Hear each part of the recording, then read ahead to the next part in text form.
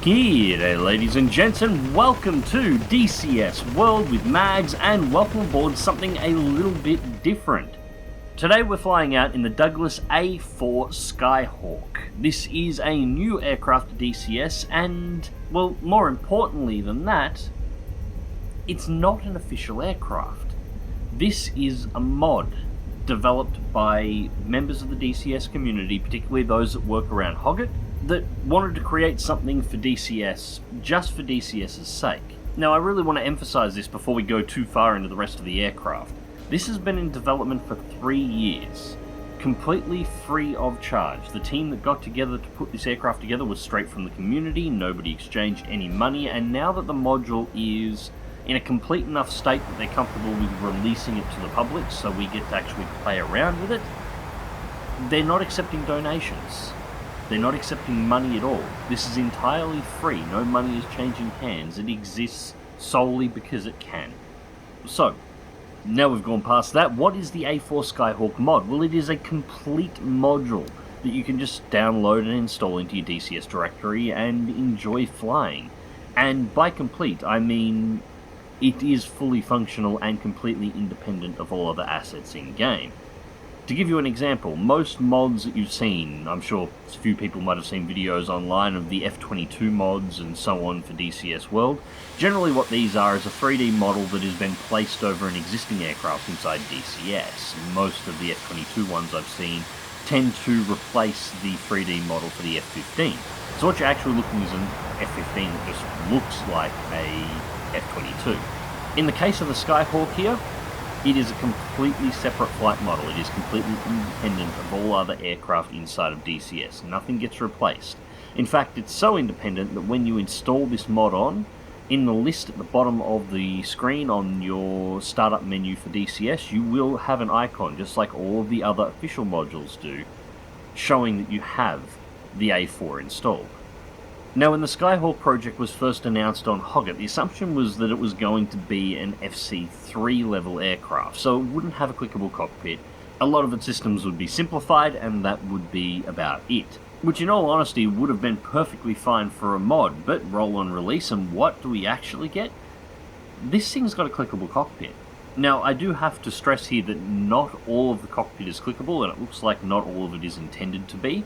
At the moment, it's mainly critical systems that are clickable. Your internal, external lighting, weapons control, radar modes, HUD settings, and so on. All of these can be controlled by switches inside of the cockpit if you so choose. Some of them don't currently work. There's some bugs with the lighting, so the lighting switches in particular are one, which is why the cockpit is rather dark at the moment, and I'm using the torch in order to be able to see the gauges. The red lighting is currently not functional, but it's the alpha release of a mod, so it's fine. But yes, not all of the cockpit switches and all of the systems inside of the cockpit are fully functional from within the pit itself, but all the key systems that you are looking for in order to run a mission should be present and accounted for.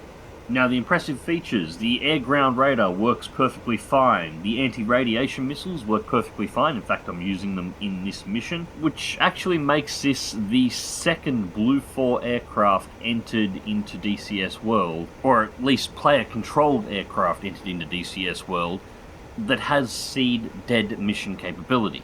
That's suppression or destruction of enemy air defences, which is actually the mission that I'm doing right now in the background footage. I have 2 AGM-45 Shrike anti-radiation missiles loaded on the aircraft, and we are going after an SA-6 installation.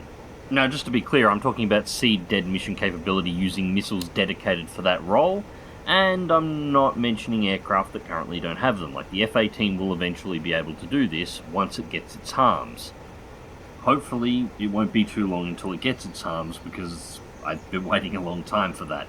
I kind of like doing these missions. But anyways, got a little sidetrack there, but on top of all of that, it will have access to the 20mm gun pod.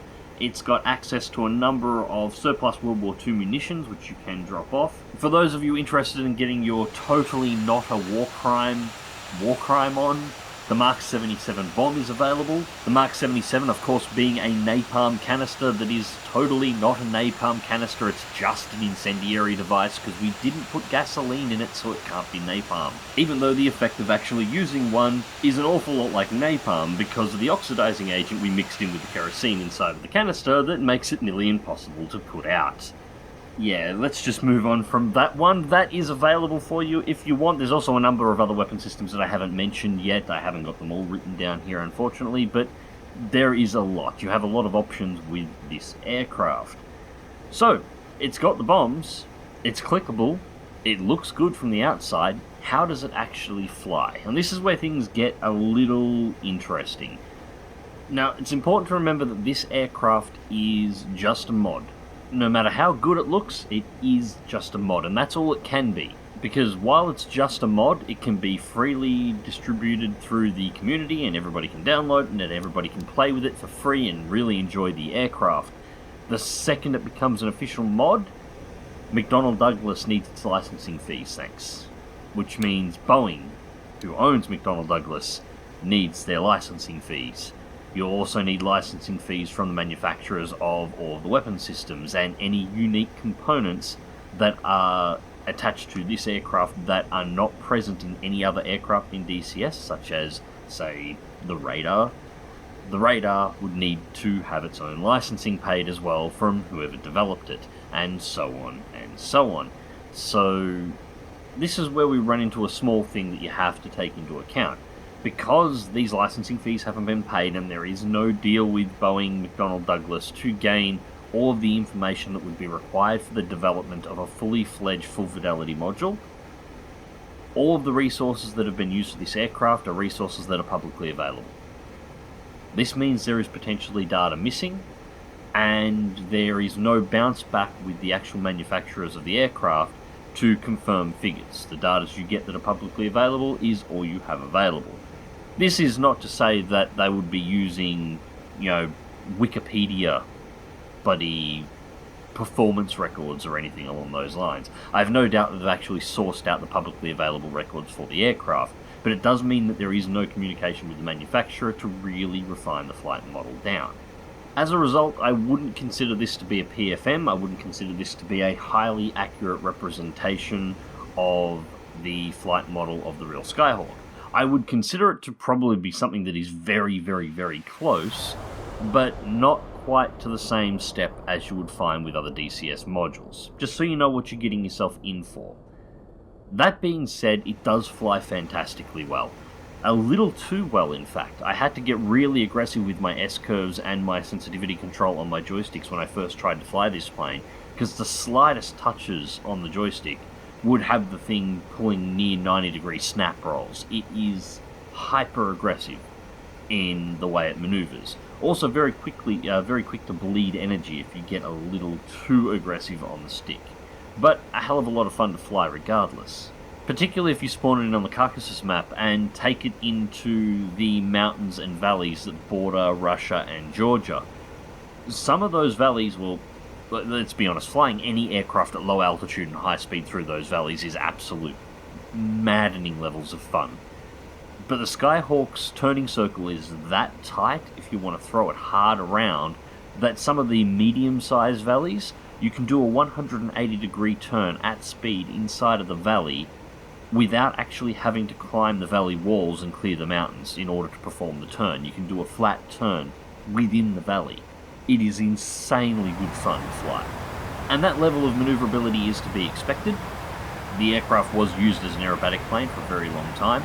My only real issue with the flight modelling, as I said, is that initial sensitivity where I had to rein it in. It seems a little too twitchy to be real. In fact, just thinking about it, it may not actually be a problem with the flight model in the aircraft at all. I did also notice, and I'm not sure what causes this, because I've never seen this on any other DCS aircraft, but my Track IR, despite my profile within the Track IR software itself having a set level of sensitivity, inside of the Skyhawk, the sensitivity on the Track IR, particularly in the horizontal plane, was so high that simply turning my head 5 to 6 degrees left or right would result in the pilot completely twisting his head around 360 degrees and looking back out the front glass of the aircraft, which obviously is a touch much.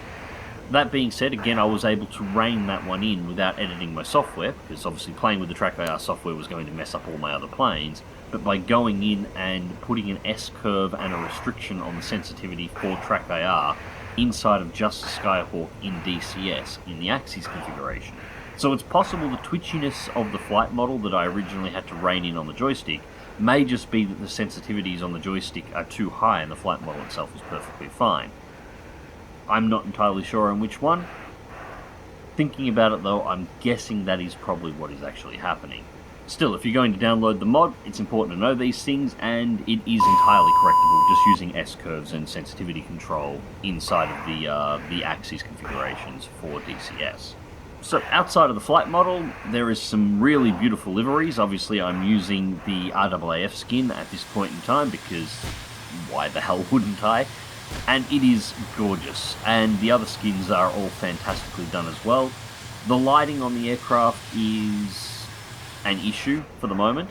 The actual light and shadow from sunlight is perfectly fine. I've seen no glitches in the way the shadows render across the cockpit or any other problems along that side of things.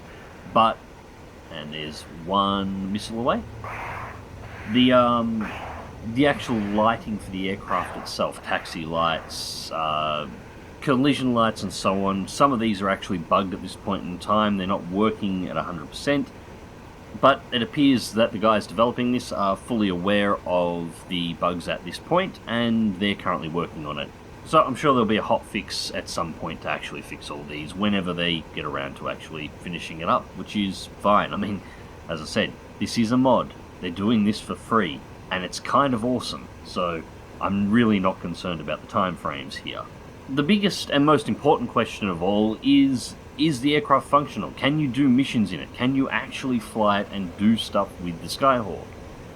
I'm doing a seed mission right now. You absolutely can. I've already done a couple of bombing missions, just testing out different bomb loads. There isn't a huge amount of documentation for the aircraft at this point in time, and that's my second missile away. That one actually takes down the radar installation and shuts down the missiles. So mission complete, and from this point I'll actually bug off home. But yeah, the aircraft's fully functional otherwise. All the weapon systems that I've tested seem to work. There's not a huge amount of documentation for it at this point in time, as I think I've mentioned. Learning the aircraft has been a little bit of a case of click the buttons and see what happens, but that's actually been a lot of fun. There are now some threads that have developed on the HoTaS subreddit that contain information on aircraft functionality, so you can work out some of these systems a little bit faster, and a couple of them look like they're slowly blossoming into full-on manuals for the aircraft, which is good. I'm sure you'll be able to find everything you're after. So, look, bringing this whole thing to a close. Yeah, the aircraft has a few bugs. It taxis a little funny when it's on the ground. The ground handling isn't quite right.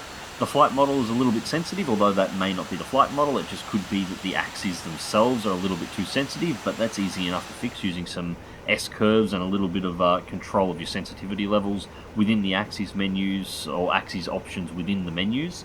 And the lighting is a bit balked on the aircraft at this point in time, along with a couple of other systems like the radios and so on not being functional. But it's free, and it works, and it's a shitload of fun to fly, and I thoroughly recommend everybody here download it and have a play with the Skyhawk.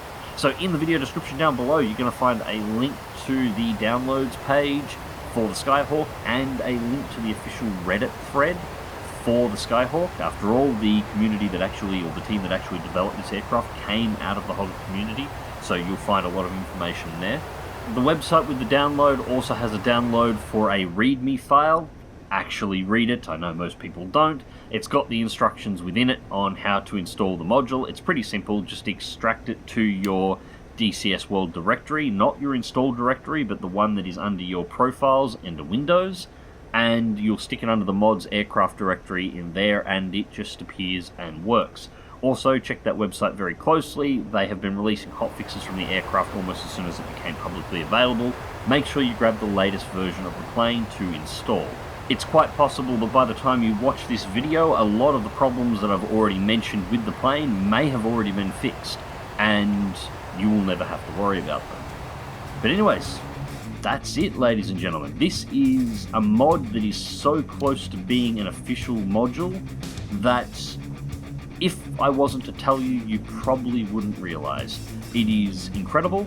It shows exactly how far modding can go in DCS, and I hope we see more aircraft like this in the future.